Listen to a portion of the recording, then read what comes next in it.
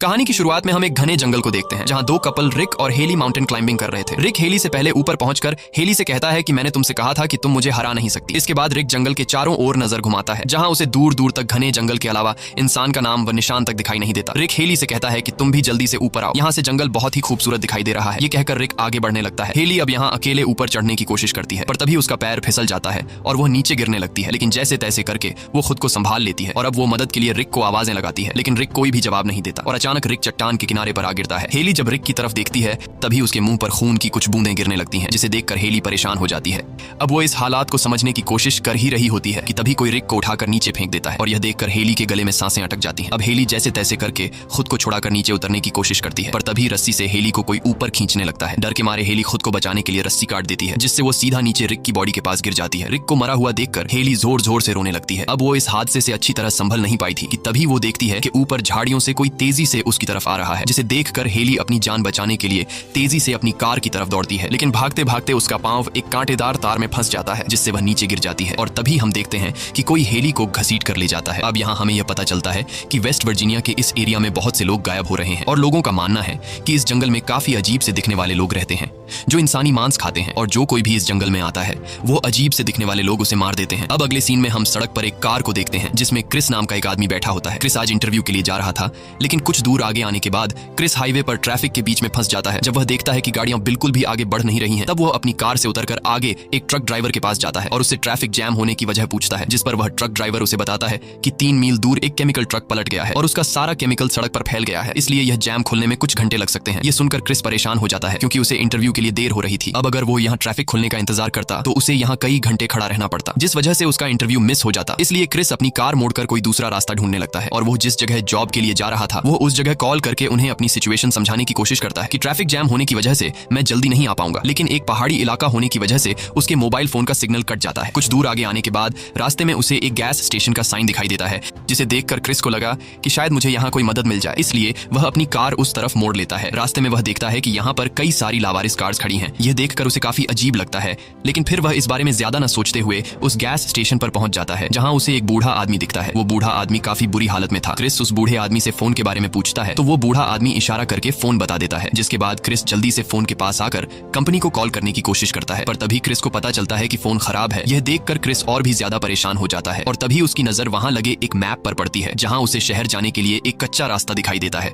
जो आगे जाकर हाईवे से मिलती थी, जिसके बाद क्रिस अपनी कार में बैठकर उस सड़क पर निकल पड़ता है। अब कुछ देर चलने के बाद उसके सामने 2 रास्ते आते हैं। क्रिस को कुछ समझ नहीं आ रहा होता कि मुझे कौन सा रास्ता चुनना चाहिए, इसलिए वह कुछ देर तक सोचता है और फिर वह जंगल के बीच में से गुजरने वाले रास्ते को चुनता है क्योंकि उसे लगा कि यह रास्ता शॉर्टकट है जिससे वह जल्द ही शहर पहुंच जाएगा। लेकिन उसे पता नहीं था कि वह इस रास्ते को चुनकर अपनी लाइफ की सबसे बड़ी गलती करने जा रहा है। आगे जाते ही उसे रास्ते पर एक मरा हुआ हिरण दिखाई देता है, जिसे देखने के चक्कर में उसका रोड पर से ध्यान हट जाता है और सामने एक कार से उसका एक्सीडेंट हो जाता है। लकीली इस एक्सीडेंट में क्रिस को ज्यादा चोट नहीं आती और जिस कार से क्रिस टकराया था वो कुछ स्टूडेंट्स की थी जो जंगल में घूमने के लिए आए थे। क्रिस सबसे पहले उनसे माफी मांगता है और कहता है कि तुम लोगों का जितना भी नुकसान हुआ है मैं उसके पैसे देने को तैयार हूँ। इसके बाद क्रिस उनसे पूछता है कि तुम लोगों ने अपनी कार रास्ते में क्यों पार्क की थी, जिस पर जेसी नाम की एक लड़की जवाब देती है कि सड़क के बीच किसी ने कंटीली तार बिछा दी थी जिससे उनकी कार का टायर पंक्चर हो गया और टायर को देखकर पता चल रहा था कि यह इत्तेफाक से नहीं हुआ बल्कि किसी ने जानबूझकर सड़क पर कंटीली तार बिछाई थी। अब ये लोग क्रिस की कार में भी बैठकर यहाँ से नहीं निकल सकते थे क्योंकि एक्सीडेंट की वजह से क्रिस की कार भी खराब हो चुकी थी और अब ये लोग यहाँ फंस चुके थे। तब जेसी कहती है कि पीछे एक गैस स्टेशन है जहाँ हमें फोन मिल सकता है, लेकिन क्रिस कहता है कि मैं अभी वहाँ से आया हूँ, वहाँ का फोन खराब हो चुका है इसलिए हमारा वहाँ जाना फजुल है। जिसके बाद ये लोग आगे जाने का डिसाइड करते हैं और सोचते हैं कि शायद आगे उन्हें हेल्प मिल जाए। आगे जाने से पहले ये लोग एवन और फ्रांसिन को कार के पास छोड़ देते हैं ताकि ये दोनों गाड़ी के अंदर रखे गए सामान का ध्यान रख सकें। आगे बढ़ते हुए उन्हें रास्ते में एक मरा हुआ नेवला जमीन पर पड़ा मिलता है जिसे किसी ने बुरी तरह से कुचल दिया था। ये लोग इस पर ज्यादा ध्यान नहीं देते और आगे बढ़ने लगते हैं। कुछ दूर आगे आने के बाद उन्हें एक जगह पर टायर्स को आग लगी हुई दिखाई देती है, जिसे देखकर क्रिस समझ जाता है कि यह जगह नॉर्मल नहीं है। क्रिस खतरा महसूस करते हुए सभी को आगे बढ़ने के लिए कहता है। दूसरी तरफ एवन और फ्रांसिन जो गाड़ी का ध्यान रखने के लिए अकेले रह गए थे, ये दोनों इंतजार में थे कि कब इनके साथी मदद लेकर आएंगे। पर तभी एवन को जंगल से किसी चीज की आवाज सुनाई देने लगती है, जिसे सुनकर एवन फ्रांसिन से कहता है कि तुम यहीं कार में रहो, मैं देखने जा रहा हूँ कि ये आवाज कहाँ से आ रही है। जिसके बाद एवन जंगल की तरफ चला जाता है और फ्रांसिन कार में बैठकर एवन का इंतजार करने लगती है, लेकिन इंतजार करते करते काफी देर हो जाती है और एवन वापस लौटकर नहीं आता, इसलिए फ्रांसिन एवन को ढूंढने जंगल में चली जाती है। आगे बढ़ते हुए उसे एवन का जूता मिलता है। ये देखकर फ्रांसिन को कुछ समझ नहीं आता कि एवन ने अपना एक जूता यहाँ क्यों छोड़ा है और कुछ दूर आगे जाने के बाद उसे जमीन पर एक कटा हुआ इंसान का कान दिखता है और उस कान में रिंग्स देखकर फ्रांसिन समझ जाती है कि यह एवन का कान है। ये देखकर फ्रांसिन बहुत ज्यादा घबरा जाती है और वो समझ जाती है कि यह जगह खतरे से खाली नहीं है। अब इससे पहले कि फ्रांसिन वहां से भाग पाती तभी पीछे से एक आदमी उसे पकड़कर मार डालता है। दूसरी तरफ वो लोग आगे बढ़ते हुए सड़क के एंड तक पहुंच जाते हैं जहां से आगे कोई रास्ता रास्ता नहीं था, इसलिए वो लोग जंगल के अंदर जाने लगते हैं। कुछ दूर आगे आने के बाद उन्हें सामने एक घर दिखाई देता है, जिसे देखकर ये लोग काफी खुश हो जाते हैं क्योंकि उन्हें लग रहा था कि शायद यहाँ हमें हेल्प मिल जाए। अब ये लोग जब इस घर के करीब पहुंचते हैं तो वहाँ उन्हें आसपास बहुत सारी कार्स दिखाई देती हैं, जिसे देखकर उन्हें काफी अजीब लगता है। अब यहाँ क्रिस इस घर का दरवाजा नॉक करता है, लेकिन अंदर से कोई जवाब नहीं आता, इसलिए अब ये लोग खुद ही अंदर चले जाते हैं। अंदर जाकर ये लोग देखते हैं कि यह घर बहुत ही बुरी हालत में है। इसे देखकर ऐसा लग रहा था कि इस घर की कई महीनों से सफाई नहीं हुई है। खाने का टेबल बहुत ही गंदी हालत में था। अब यहाँ ये लोग फोन या रेडियो ढूंढने के लिए घर की जांच पड़ताल करने लगते हैं। तभी उन्हें ढेर सारी कार्स की चाबियां मिलती हैं। क्रिस जब फ्रिज खोलता है तो उसकी आंखें खुली की खुली रह जाती हैं, क्योंकि वहाँ किसी ने इंसान के बॉडी पार्ट्स बॉटल्स में रखे थे। वहीं जेसी जब बाथरूम में जाती है तो वहाँ उसे बाथ टब में इंसान की डेड बॉडी पड़ी मिलती है, जिसे देखकर वो बहुत ज्यादा घबरा जाती है। और तभी एक बाल्टी का ढक्कन हटाने पर उन्हें वो कंटीला तार दिखाई देता है, जिससे उनकी कार पंक्चर हुई थी। ये सब देखकर ये लोग समझ जाते हैं कि इस घर में जो भी रहता है वह बहुत ही ज्यादा खतरनाक है। अब ये लोग जल्दी से वहाँ से निकलने लगते हैं और जैसे ही ये लोग दरवाजे के करीब पहुंचते हैं तभी उन्हें एक गाड़ी की आवाज सुनाई देती है। क्रिस जब खिड़की से छिपकर देखता है तो उसे पता चलता है कि यहाँ एक गाड़ी आ रही है। अब ये लोग जिस दरवाजे से आए थे उस दरवाजे से तो निकल नहीं सकते थे, क्योंकि सामने से वो गाड़ी आ रही थी, इसलिए ये सब पीछे के दरवाजे से निकलने का सोचते हैं, लेकिन पीछे का दरवाजा ब्लॉक किया गया था। अब ये लोग बुरी तरह से फंस चुके थे और उन्हें कुछ समझ नहीं आ रहा था कि यहाँ से कैसे निकला जाए। जब उन्हें बाहर निकलने का कोई भी रास्ता नहीं मिलता तब ये लोग जल्दी से अलमारी और बेड के नीचे छिप जाते हैं। कुछ देर बाद वो मॉन्स्टर्स अंदर आते हैं और फ्रांसिन की बॉडी को बिल्कुल उनके सामने लाकर पटक देते हैं, जिसे देखकर ये लोग बहुत ज्यादा डर जाते हैं। और तभी ये लोग उन मॉन्स्टर्स के चेहरे देख लेते हैं, जिनके चेहरे देखने में बहुत ही ज्यादा डरावने थे। दरअसल ये तीनों आदमखोर थे जो इंसानी मांस खाते थे, और ये तीनों फ्रांसिन की लाश को उठाकर एक टेबल पर पटक देते हैं और तीनों मिलकर उसे काटना शुरू कर देते हैं। ये खौफनाक मंजर देखकर जेसी काफी ज्यादा डर जाती है और जैसे ही वह चिल्लाने वाली होती है तभी क्रिस उसके मुंह पर हाथ रख देता है और जेसी की आवाज को दबा लेता है। इसके बाद वह तीन आदमखोर फ्रांसिन की बॉडी को खाकर सो जाते हैं। अब मौका देखकर क्रिस और जेसी धीरे धीरे घिसटते हुए बेड के नीचे से निकलते हैं और इन दोनों को देखकर कार्ली और नताशा भी अलमारी के पीछे से बाहर आ जाते हैं और यह चारों दबे पांव वहां से निकलने लगते हैं। अब तीन लोग तो बाहर निकलने में कामयाब हो जाते हैं, लेकिन आखिर में जैसे ही क्रिस निकलने वाला होता है तभी उसकी हलचल से एक आदमखोर की आंख खुल जाती है और वह क्रिस को देख लेता है। अब क्रिस जब समझ जाता है कि आदमखोर ने मुझे देख लिया है तब वह तेजी से वहां से भागने लगता है। ये चारों दौड़ते हुए जंगल की तरफ जाने लगते हैं, लेकिन अब वह आदमखोर भी गाड़ी में बैठकर उनका पीछा करने लगते हैं। यह लोग भागते भागते एक ऐसी जगह पहुंचते हैं जहां बहुत सारी लावारिस गाड़ियां खड़ी थी। अब यहाँ क्रिस गाड़ी में बैठकर यहाँ से निकलने का सोचता है और जब वह हर एक गाड़ी को स्टार्ट करने की कोशिश करता है तो वहां मौजूद सभी गाड़ियां खराब थी। अब ये लोग सोच ही रहे होते हैं कि यहाँ से कैसे निकला जाए कि तभी वहां आदमखोर अपनी गाड़ी में पहुंच जाते हैं, जिसे देखकर यह लोग गाड़ियों के पीछे छिप जाते हैं। लेकिन उन आदमखोरों को पहले से पता था कि वह लोग गाड़ियों के पीछे छिपे हैं, इसलिए यह तीन आदमखोर उनकी तरफ बढ़ने लगते हैं। अब यहाँ क्रिस के दिमाग में एक आइडिया आता है। वह अपने साथियों से कहता है कि मैं यहाँ से भागकर उनका ध्यान भटकाऊंगा और जब वह लोग मेरे पीछे लग जाएं तब तुम लोग उनकी गाड़ी चुरा लेना। अब प्लान के मुताबिक क्रिस चिल्लाते हुए उनका ध्यान अपनी तरफ करता है और सीधा जंगल की तरफ भागने लगता है, लेकिन तभी एक आदमखोर सीधा उसके पैर पर शूट कर देता है, जिससे क्रिस नीचे गिर जाता है। अब वह आदमखोर क्रिस को मारने के लिए आगे बढ़ते हैं। तब कार्ली क्रिस की जान बचाने के लिए दूसरी तरफ भागने लगता है, जिससे आदमखोर उसे देख लेते हैं और अब आदमखोर कार्ली के पीछे लग जाते हैं। मौके का फायदा उठाते हुए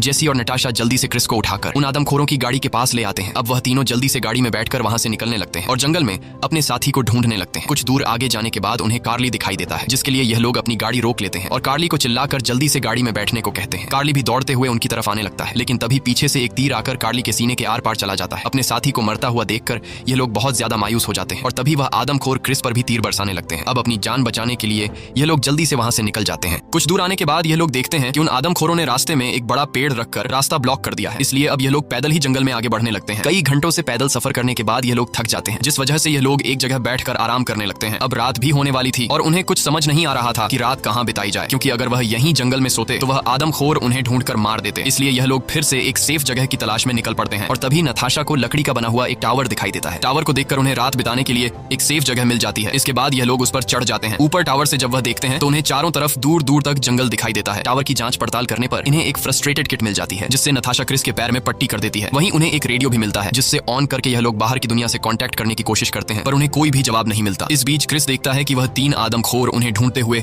टावर के पास पहुंच गए हैं। उन्हें देखकर यह लोग चुपचाप बैठ जाते हैं और उनके जाने का इंतजार करते हैं, पर तभी कोई रेडियो पर उन्हें जवाब देता है, जिसकी आवाज नीचे मौजूद तीन आदमखोर सुन लेते हैं और वह समझ जाते हैं कि यह लोग ऊपर टावर में छिपे हैं। जिसके बाद आदमखोर ऊपर टावर पर चढ़ने लगते हैं। अब अपनी जान बचाने के लिए क्रिस टावर में अंदर आने का रास्ता ब्लॉक कर देता है। अब कुछ देर तक शांति हो जाती है और उन्हें लगने लगता है कि शायद आदमखोर यहाँ से चले गए, पर तभी इनके टावर में धुआं होने लगता है, जिससे उन्हें पता चलता है कि उन आदमखोरों ने टावर को आग लगा दी है। अब यह लोग बुरी तरह से फंस चुके थे और उन्हें अपनी मौत दिखाई देने लगती है। क्रिस कहता है कि अगर हम यहाँ रहे तो आग में जलकर मारे जाएंगे, इसलिए क्यों न सामने के पेड़ पर कूदकर अपनी जान बचाने की कोशिश की जाए। अब यहाँ क्रिस सबसे पहले टावर से सामने के पेड़ पर कूद जाता है और पेड़ की एक टहनी को पकड़कर नीचे गिरने से खुद को बचाता है। जिसके बाद वह दो लड़कियां भी टावर से पेड़ पर कूद जाती हैं, लेकिन कूदते समय नीचे तीन आदमखोर उन्हें देख लेते हैं और उनमें से एक उन्हें मारने पेड़ पर चढ़ने लगता है। उधर ये लोग टहनियों के सहारे धीरे धीरे आगे बढ़ते हैं, लेकिन नताशा सबसे पीछे होती है और तभी पीछे से एक आदमखोर आकर नताशा को बड़ी बेरहमी से मार डालता है। अब क्रिस जेसी को लेकर आगे बढ़ता है, लेकिन वह आदमखोर भी उनका पीछा करने लगता है। अब यहाँ क्रिस के दिमाग में एक आइडिया आता है। क्रिस समझदारी से काम लेते हुए एक टहनी को खींच कर पकड़ लेता है और जेसी उस आदमखोर को फंसाकर वहां तक ले आती आती है। जैसे ही वह आदमखोर उनके नजदीक आता है तब क्रिस टहनी छोड़ देता है, जिससे वह आदमखोर नीचे गिर जाता है। अपने साथी को जख्मी हालत में देखकर